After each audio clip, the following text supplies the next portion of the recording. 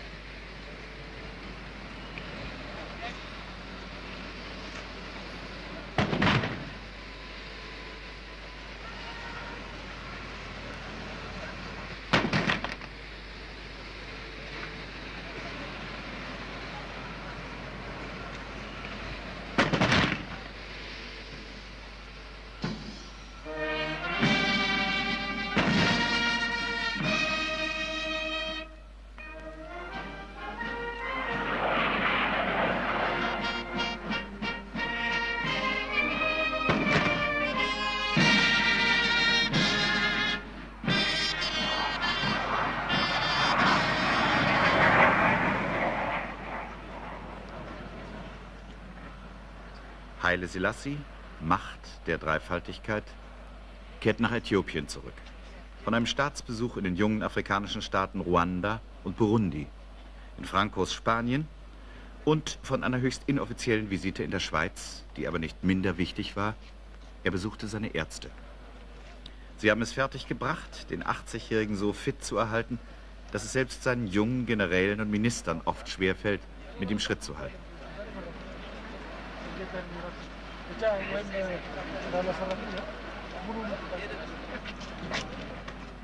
Haile Selassie hat Feinde in Äthiopien, aber vom einfachen Volk wird er fast überall geliebt und verehrt.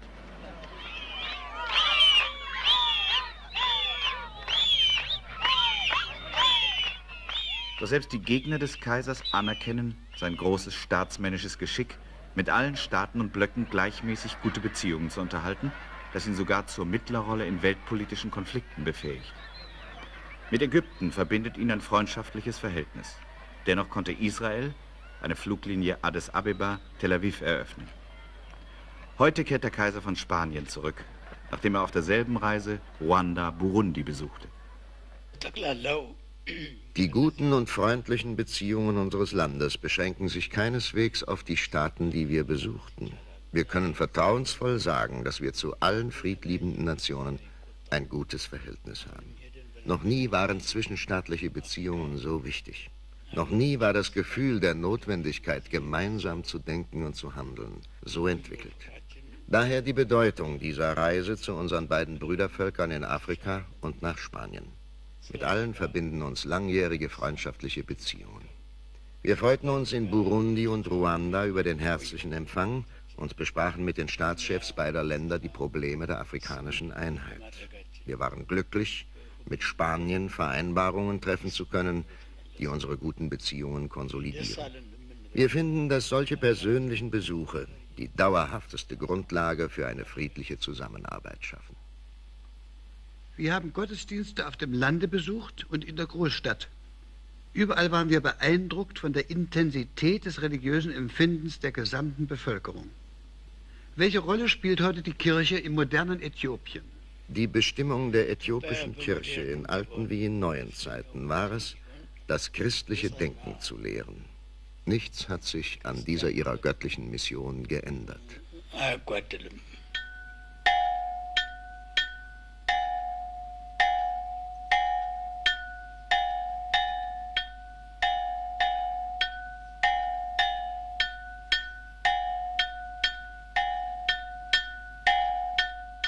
Im 4. Jahrhundert kam das Christentum nach Äthiopien und spielt seitdem eine Rolle wie in keinem anderen Lande der Welt. 15.000 Kirchen und Klöster sind über das ganze Land verteilt.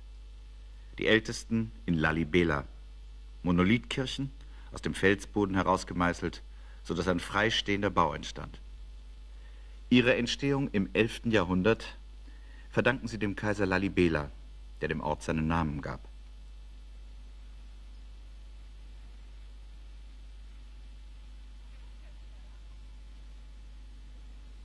Schmale Gänge, tief in das Gestein geschnitten, verbinden die Felsenkirchen zu einer unterirdischen Kathedrale. Die Pilgerfahrten nach Jerusalem durch islamische Länder waren immer gefährlicher geworden. Deshalb baute der Kaiser hier ein zweites Jerusalem in die Felsen. Einen Hügel taufte er Berg Tabor, ein ausgetrocknetes Flusstal Jordan. Ganz Lalibela wurde so zu einer Replika Jerusalems und ist heute noch die heiligste Stadt Äthiopiens.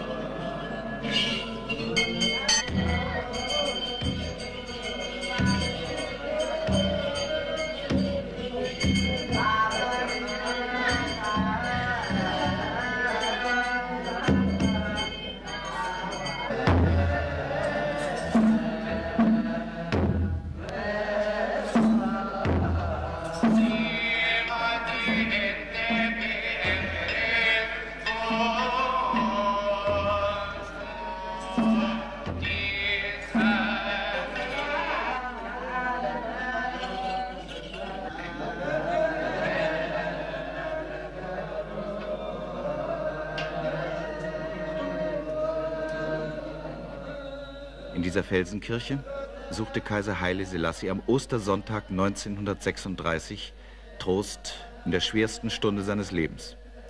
Sein Land war von den Truppen Mussolinis überfallen worden. Unter Marschall Badoglio hatten sie sein kleines, schlecht bewaffnetes Heer besiegt. Für 5 Jahre bis zu seiner siegreichen Rückkehr hatte der Kaiser seine Krone verloren. Empfangen hatte er sie am 2. November 1930 in der St. Georgs-Kathedrale zu Addis Abeba. Der Krönung gingen blutige Kämpfe voraus. Haile Selassie, damals noch Prinzregent, war den Italienern, deren Kolonie Eritrea an Äthiopien grenzte, nicht genehm. Sie dachten schon damals daran, Herren von Äthiopien zu werden und versuchten einen schwächeren Ras auf den Thron zu manövrieren, Ras Gugsa. Es kam zum Bürgerkrieg, Ras Gugsa fiel, der Thron war frei. Und Haile Selassie, nun Herrscher über eines der rückständigsten Länder der Erde, begann seinen zähen Kampf als Reformator. Er schaffte die Sklaverei ab, änderte die Steuergesetze, brach die Macht der Ras. Zu langsam für die, die eine blitzschnelle Revolution erwarteten. Den afrikanischen Verhältnissen angepasst für jene, die dankbar die Steine der Kathedrale küssen, in der Haile Selassie gekrönt wurde. Freilich die koptische Kirche, von Ägypten ausgeleitet, konnte den Kaiser nicht ausreichend unterstützen. Das soll nun anders werden. 1971 wurde ein äthiopischer Patriarch gewählt.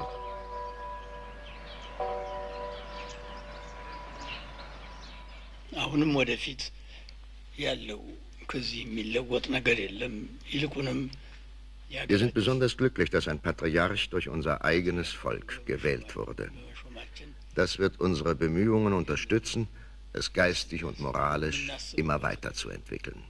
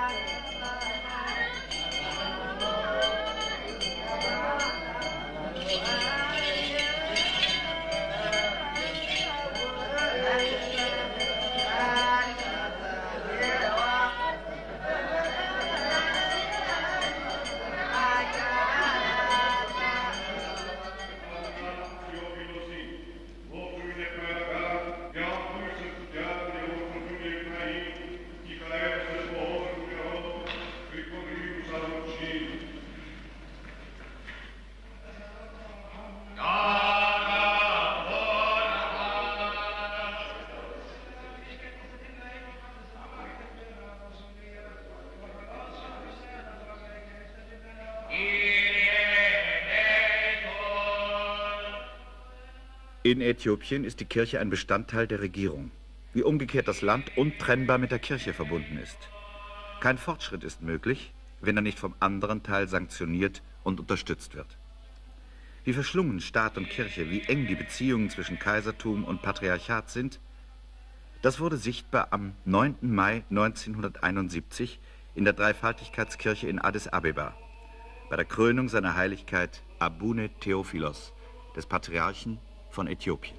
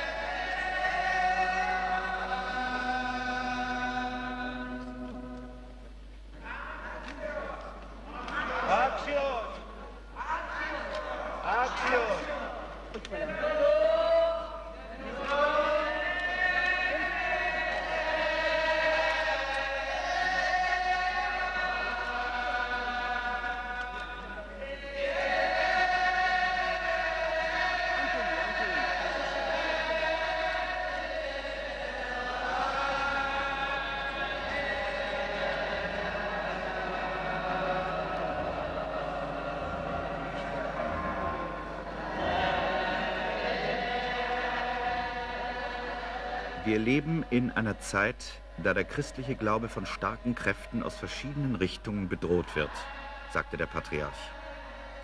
Mit eurer tätigen Hilfe, zusammen mit der Unterstützung aller anderen christlichen Religionen, hoffen wir, die Angriffe abwehren zu können, zum Guten der Kirche Jesu Christi. Wir hoffen, den Weltfrieden zu bewahren, dem Bösen zu trotzen und das Üble zwischen den Völkern verhindern zu können. Vor allem die Diskriminierung bestimmter Menschen, bestimmter Klassen, bestimmter Rassen, bestimmter Nationen. Wir sind in Äthiopien mit Dankbarkeit erfüllt, einen Kaiser zu besitzen, der sein Leben der Kirche und dem Wohlergehen der Menschen gewidmet hat.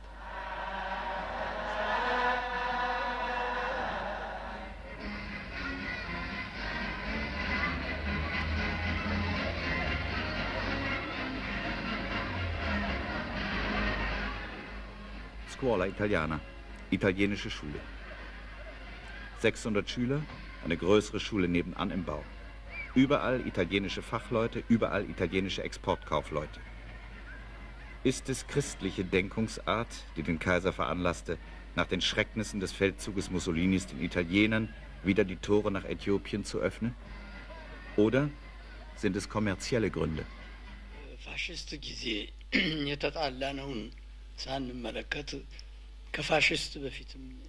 Lange vor der faschistischen Aggression verbanden uns freundschaftliche Beziehungen mit Italien. Diese alte Freundschaft half uns, die Aggression zu vergessen und andere Schwierigkeiten aus dem Weg zu räumen. So konnten wir kürzlich eine Einladung nach Rom annehmen und hoffen nun, dass die unerfreulichen Erinnerungen an das Vergangene ausgelöscht sind.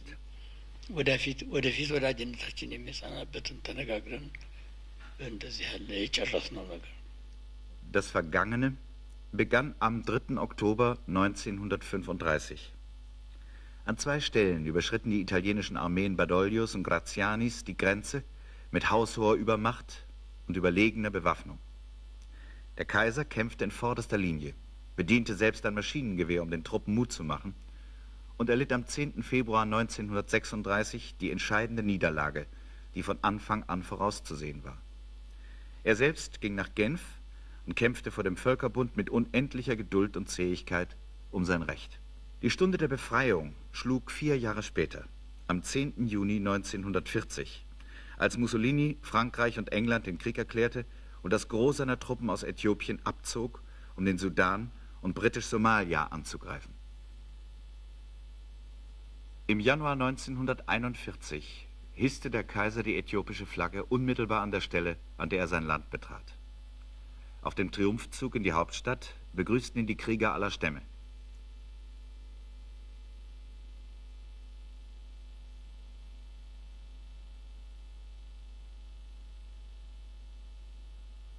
Wo immer er hinkam, warfen sich die Menschen überwältigt von Freude vor dem kaiserlichen Auto zu Boden. Aus Sicherheitsgründen hatte man seine Reiseroute und seine Ankunftszeit geheim gehalten. Jetzt aber ritt ein Bote mit der kaiserlichen Flagge voraus, zum Beweis, dass der Kaiser tatsächlich zurückgekehrt war.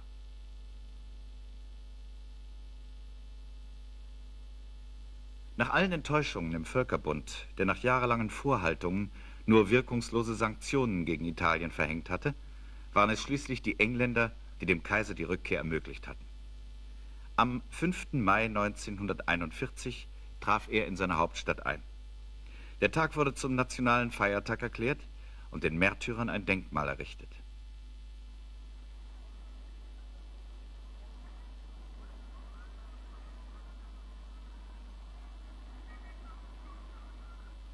Am Tage seiner Rückkehr rief der Kaiser: Blut und Knochen von all denen schreien nach Gerechtigkeit, die mit Spaten und Pickeln getötet, die mit Äxten gespalten, mit Hämmern erschlagen, auf Bajonette gespießt wurden, die man mitsamt den kleinen Kindern gesteinigt und lebendig verbrannt hat.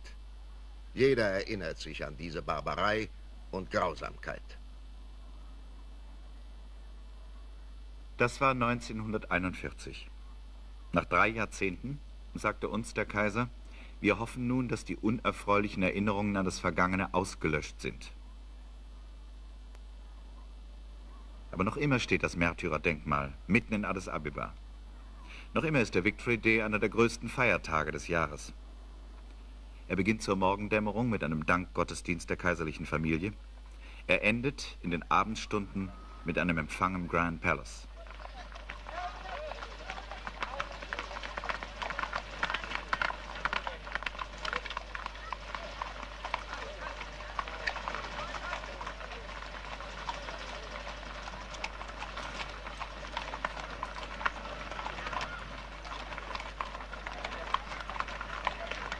Höhepunkt der Feierlichkeiten, die Parade der kaiserlichen Kavallerie.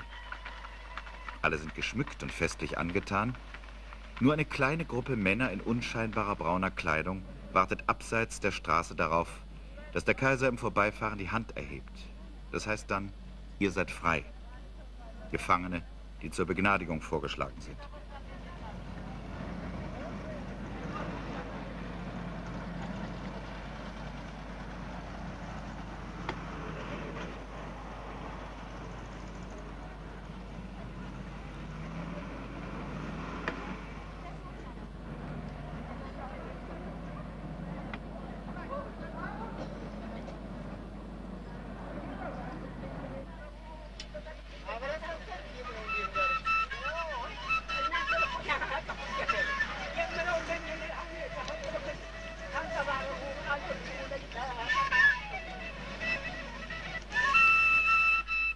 Die Fenster des Wagens, von dem aus der Kaiser ihnen zugewinkt hat, sind aus kugelsicherem Glas. Er benutzt ihn heute nur, weil es regnet. Bei festlichen Anlässen fährt er stets offen, obwohl die Zahl der Attentate gegen ihn in letzter Zeit bedenklich gestiegen ist. Unaufgeklärt ist noch ein Sabotageakt gegen den Hubschrauber des Kaisers. Kaum hat er sich vom Boden erhoben, löste sich der Rotor vom Propellerschaft und der Helikopter stürzte ab. Der Pilot war schwer verwundet. Der Kaiser lief zur nächsten Straße, hielt ein Auto an und brachte ihn ins Krankenhaus. Er selbst war unverletzt geblieben. Im Zentrum der Stadt ein Rundbau mit riesigen Glasfenstern, die Africa Hall, Tagungsort der OAU, der Organisation für afrikanische Einheit. Hier treffen sich die Staatschefs der 43 afrikanischen Länder oder ihre Abgesandten. Wenige können auf eine längere Unabhängigkeit zurückblicken als 12 oder 13 Jahre. Nur ein Land war immer frei: Äthiopien. Immer bis auf die 5 Jahre italienische Okkupation. Wenn der Kaiser präsidiert oder eine Sitzung eröffnet, blickt er auf ein Rund von hunderten Tischen mit den Namen der Geladenen und ihrer Länder, in Simultananlagen, die seine Worte in andere Sprachen übersetzen. Obwohl der Kaiser fließend Französisch, Englisch und Italienisch spricht, verbietet ihm das Protokoll, sich bei offiziellen Anlässen einer anderen Sprache als Amharisch zu bedienen.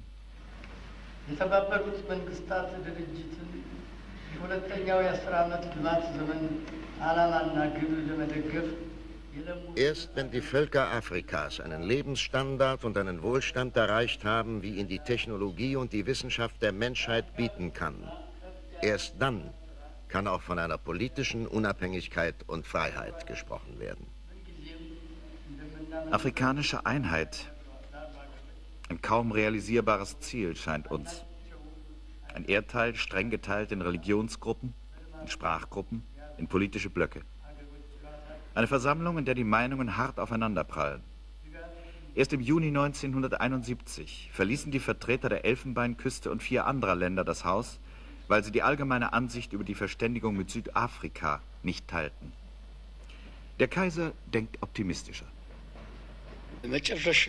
Wir hätten die OAU nie gegründet und es uns so viele Anstrengungen kosten lassen, sie zu organisieren, wenn wir nicht fest daran glaubten, dass dieser Weg zu einer wahren afrikanischen Einheit führen würde. Freilich, das, was wir bis jetzt erreicht haben, ist erst ein Anfang und die Basis für das spätere große Ziel.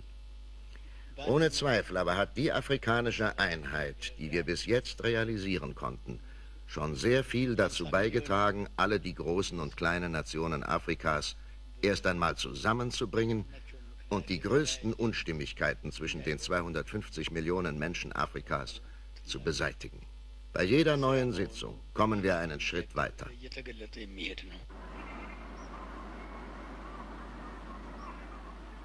Addis Abeba, Neue Blume, gegründet 1890 auf Befehl Kaiser Meneliks an einer strategisch günstigen Stelle.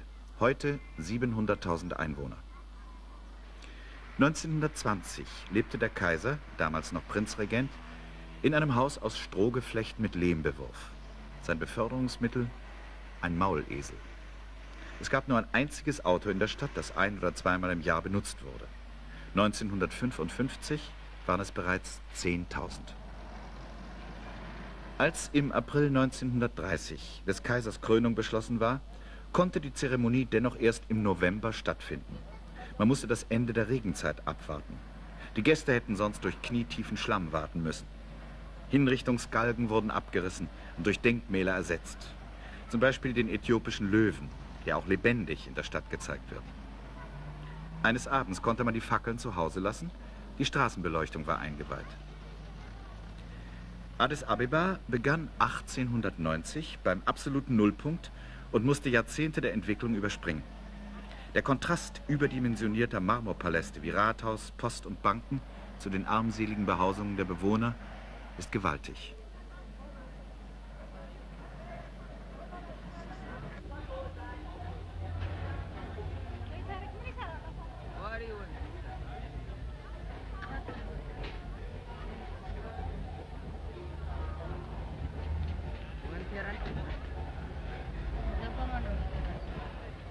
Alle Großstädte in Afrika üben einen verhängnisvollen Sog auf die Landbevölkerung aus, die sich dann oft entwurzelt und arbeitslos an den Randgebieten ansiedelt. Es beginnt in Bidonville, in Casablanca und endet in den Hütten von Addis Abeba. Aber selten ist der Eindruck der Gegensätze Prunk und Primitivität so alarmierend wie hier. Daher die massiven Angriffe auf die Regierung und auf den Kaiser, der diese Regierung repräsentiert.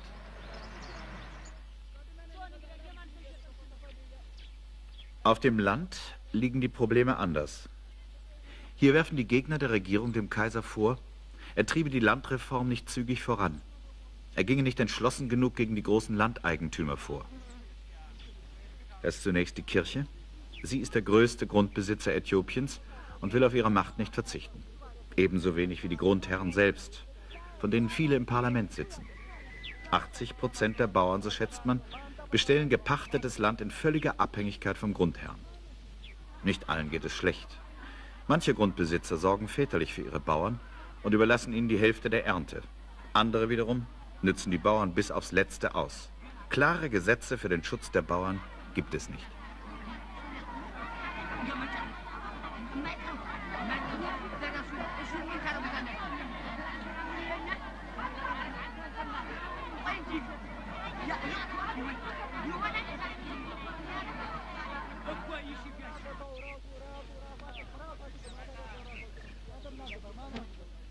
Der Kaiser begann seine Fürsorge für die Landbevölkerung beim Schulwesen. In früheren Zeiten gab es nur Kirchenschulen, die Äthiopien in den traurigen Ruf brachten, mit 90% die höchste Analphabetenziffer Afrikas zu besitzen. Das hat sich geändert. Gerade in den kleinen, vernachlässigten Dörfern baute der Kaiser eine Kette von Elementarschulen. Und dann begann er, wenn auch nur Schritt für Schritt, mit der Landreform.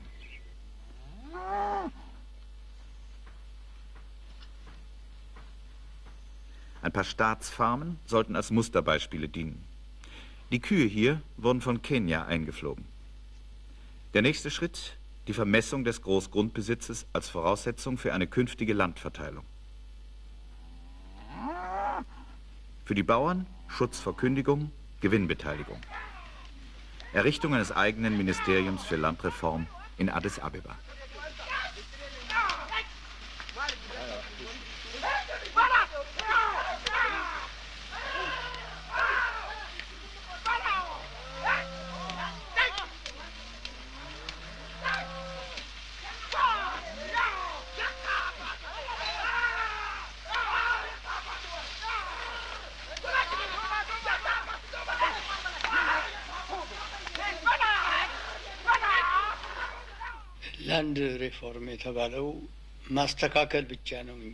Landreform ist nichts anderes als ein fortgesetztes Bemühen, das System des Landbesitzes zu verbessern.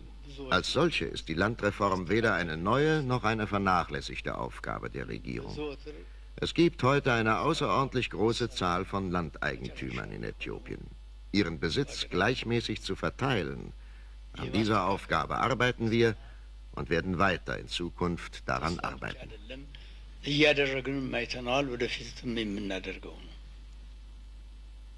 Schon als 17-Jähriger reiste der heutige Kaiser auf einem Maulesel von Dorf zu Dorf, um das Reformwerk seines aufgeklärten Vaters fortzuführen.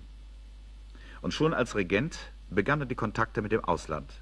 Grundlage für zahllose Staatsbesuche, bei denen er später als Kaiser nicht nur die Interessen Äthiopiens, sondern ganz Afrikas in der Welt vertreten und sich unter den großen Staatsmännern der Erde echte Freundschaften erwerben konnte. Die einzige Opposition, die es wagt, offen gegen das herrschende System und damit gegen ihn selbst aufzutreten, sitzt in jenem Institut, das er gegründet hat und das seinen Namen trägt, in der Haile Selassie I. Universität.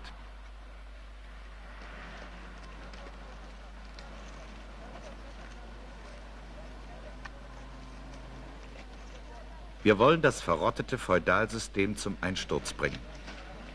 Die einzige Möglichkeit ist der bäuerliche Kampf, der vom Land ausgeht und mit der Belagerung der Städte endet. Wir wollen die Gesellschaft sozialisieren. Kapitalismus bedeutet Macht von Menschen über Menschen. Nur mit revolutionärer Gewalt lässt sich etwas erreichen. So etwa lauteten die Forderungen bei einer Studentenversammlung. Und sie sind auch das Gesprächsthema in den Pausen zwischen den Vorlesungen. Die radikalsten sind die Bintus, solche, die von einem Auslandsstudium zurückkehren und etwa sagen können, I've been to New York. Viele von ihnen haben die revolutionären Ideen auch auf das Land getragen. Wegen des chronischen Lehrermangels ist den Studenten nach 3 Jahren Studium ein Pflichtjahr als Lehrer auferlegt. Beste Gelegenheit, die Rebellion in die Provinz zu bringen. Einmal musste die Universität geschlossen werden und viele Studenten kamen hinter Gitter. Doch inzwischen ist man toleranter geworden. Alle Studenten sind aus der Haft entlassen, Demonstrationen sind erlaubt. Es gibt richtige und falsche Motive, die die Studenten zu den Demonstrationen veranlassen. Die Studenten haben eingesehen, dass die Regierung auch ihre Regierung ist. Wir haben sie in die Universität geschickt, um ihnen die Möglichkeit zu geben, selbst eine größere Verantwortung zu tragen. Das wird in Zukunft mehr und mehr der Fall sein, je mehr die Universität ausgebaut und erweitert werden kann. Seitdem die Studenten erkannt haben, dass wir Verständnis für ihre Irrtümer haben und tolerant sind, gibt es keine ernsthafte Kluft mehr zwischen den Studenten und uns als ihrem Oberherrn.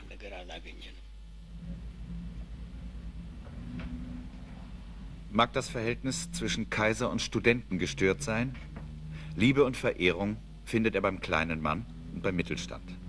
Kein Laden, kein Haus ohne das Kaiserbild. Nicht nur beim Bäcker und Friseur, sondern auch da, wo kaum jemand die Kaisertreue kontrolliert.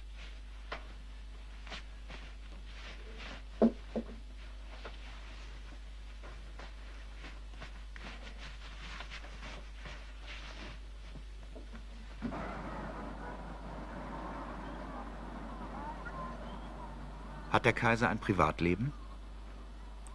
10 Tage lang haben wir versucht, es zu ergründen. In diesen 10 Tagen hatte der Kaiser 23 Empfänge, Konferenzen, Interviews und so weiter. Dazu viele Besucher.